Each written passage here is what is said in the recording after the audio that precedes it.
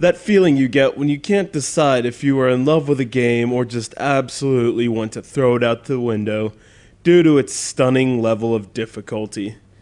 If you haven't already deduced the fact that that was the feeling I got after my Desert Strike review, I'd like to let you know that that feeling has grown 100 times over while playing the sequel to the best-selling Shoot 'em from the Sky title that earned critical acclaim from magazines like GamePro and Electronic Gaming Monthly critics in the early 90s.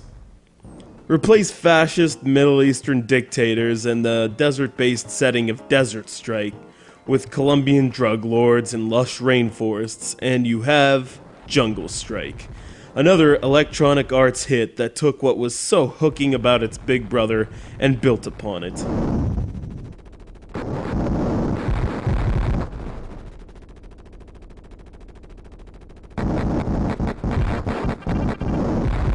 Desert Strike was a surprisingly deep and tactical shooter for its time, but it seems apparent that Electronic Arts wanted to improve on a few things, and that's apparent in the title screen. The Comanche helicopter is now a rough polygonal design instead of looking like a toy helicopter. Terrorism and the drug trade are now at the forefront of the antagonists of the game, who are Ibn Kilbaba, son of Desert Strike's primary antagonist, now dead, and Carlos Ortega, a powerful South American drug lord. They form a deadly partnership against the jingoistic ways of the United States, and it's up to you to defend the Stars and Stripes again, as terrorist attacks commence in Washington, D.C. Jungle Strike touches on a sensitive nature for its time, and several critics, while praising the quality of gameplay and design, did indeed make claims against the game's jingoistic attitude towards enemies of the state. Nonetheless, if you're into the shoot-'em-up nature of Jungle Strike, you'll be putting in countless hours of firing missiles, rescuing UN troops and scientists, and, unfortunately, again, keeping an eye on your fuel tank and ammunition count, lest you run out of either, costing you a life each time your armor or fuel is depleted.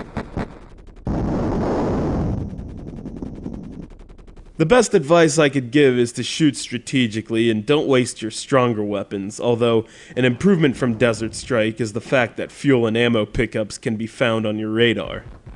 It is not at all easy to complete each mission, each of which will take you at least half an hour. Enemy bases are well fortified with anti-aircraft weaponry and turrets that often take several missiles and rockets to destroy.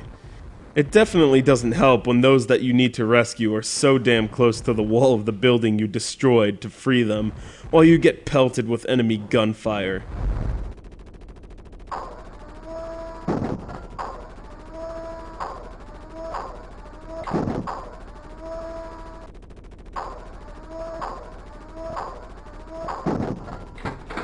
A certain level in the game is played entirely in the dark, and man, when I ran into this one, I just laughed. Really, EA?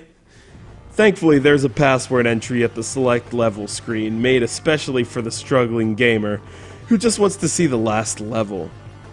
Jungle Strike is not for the faint of thumbs, but there's no question that its fun factor is a force to be reckoned with, although I'm sure it's not realistic to send one Comanche helicopter to take out the personal army of the world's single most powerful drug lord.